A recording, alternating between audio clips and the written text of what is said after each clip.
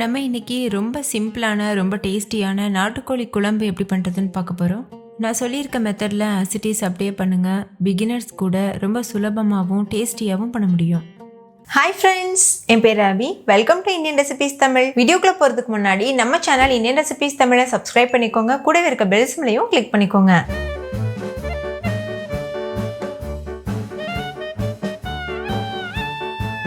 First இந்த recipe பண்ணுறதுக்கு 1 teaspoon சோம்பு, 1.25 டீஸ்பூன் சீரகம், 1.5 டீஸ்பூன் மிளகு இதை ஒரு மிக்சி ஜாருக்கு மாற்றிக்கோங்க.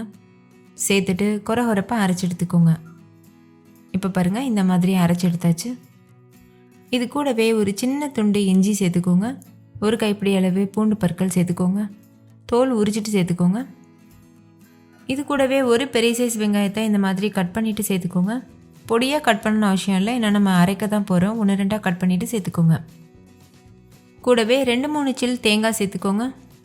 கூடவே 2 கொத்து கருவேப்பிலை சேர்த்துக்கோங்க. இந்த குழம்புக்கு கருவேப்பிலை அரைச்சி சேர்க்கும்போது அதோடய ஃப்ளேவர் ரொம்பவே சூப்பராக இருக்கும். இது கூடவே கொஞ்சமாக கொத்தமல்லி இலை சேர்த்துக்கோங்க. கூடவே கொஞ்சமாக புதினா இலையும் சேர்த்துக்கோங்க. சேர்த்துட்டு எந்தளவுக்கு முடியுமோ அந்தளவுக்கு ஃபைன் பேஸ்ட்டாக அரைச்சி எடுத்துக்கோங்க. அரைச்சதுக்கப்புறமா இது கூட ஒரு பெரிய சைஸ் தக்காளியை இந்த மாதிரி 2 கட் பண்ணிவிட்டு சேர்த்துக்கோங்க.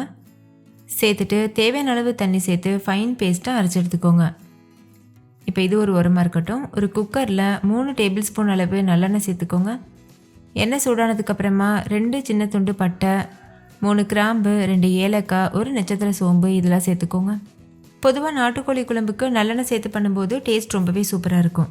தாளிதம் பொரிஞ்சதுக்கப்புறமா 150 கிராம் அளவு சின்ன வெங்காயத்தை தோல் உரிச்சிட்டு இந்த மாதிரி கட் பண்ணிவிட்டு சேர்த்துக்கோங்க. பொடியாக கட் பண்ணணும்னு அவசியம் இல்லை, 2 கட் பண்ணிவிட்டு சேர்த்துக்கோங்க. இல்லை உங்ககிட்ட இடி உரல் இருந்ததுன்னா அதில் இடிச்சிட்டு கூட சேர்த்துக்கலாம். இந்த மாதிரி கண்ணாடி பதம் வர வரைக்கும் வதக்கிக்கோங்க. உப்பு சேர்த்து வதக்கும் போது வெங்காயம் சீக்கிரமாக வதங்கிடும். வெங்காயம் நல்லா வதங்கினதுக்கப்புறமா ஒரு பெரிய சைஸ் தக்காளியை பொடியாக கட் பண்ணிவிட்டு சேர்த்துக்கோங்க. சேர்த்துட்டு இதையும் நல்லா வதக்கிடுங்க. வெங்காயம் நல்லா வதங்கினதுக்கப்புறமா 2 டேபிள் ஸ்பூன் மிளகாத்தூள், 1/4 டீஸ்பூன் மஞ்சள் தூள், 3 டேபிள் ஸ்பூன் மல்லித்தூள் இதெல்லாம் சேர்த்துக்கோங்க. மிளகாத்தூள் மல்லித்தூள்லாம் வீட்லேயே எப்படி அரைக்கிறதுன்னு நான் வீடியோ அப்லோட் பண்ணியிருக்கேன், அது செக் பண்ணி பாருங்கள், உங்களுக்கு ரொம்ப யூஸ்ஃபுல்லாக இருக்கும். இப்போ இது எல்லாத்தையும் சேர்த்து நல்லா வதக்கிடுங்க. மசாலாலாம் பச்சை வாசனை போனதுக்கப்புறமா இது கூட நம்ம ஏற்கனவே அரைச்சி வச்சுருக்கோம்ல பேஸ்ட்டு, அதை சேர்த்துக்கோங்க. சேர்த்துட்டு இதையும் நல்லா மிக்ஸ் பண்ணிவிட்டு இதோட பச்சை வாசனை போகிற வரைக்கும் நல்லா வதக்கிடுங்க.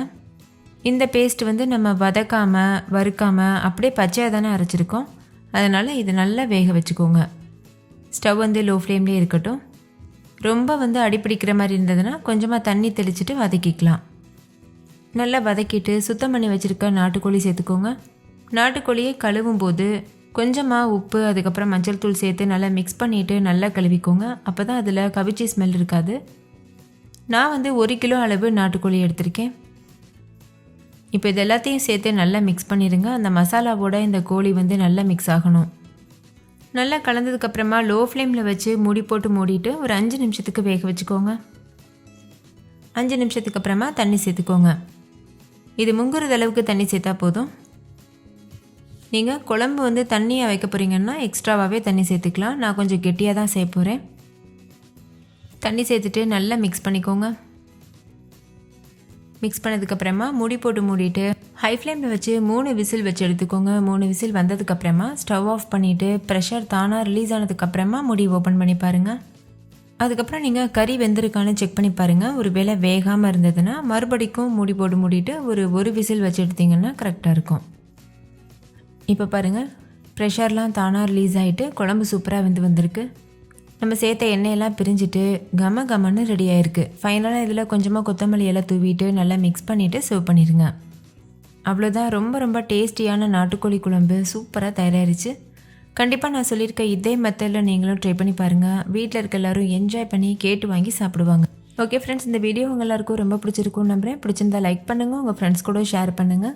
நீங்களும் வீட்டில் செஞ்சு பார்த்துட்டு டேஸ்ட் எப்படி இருந்ததுன்னு கமெண்ட்டில் சொல்லுங்கள். தேங்க்யூ, பாய்.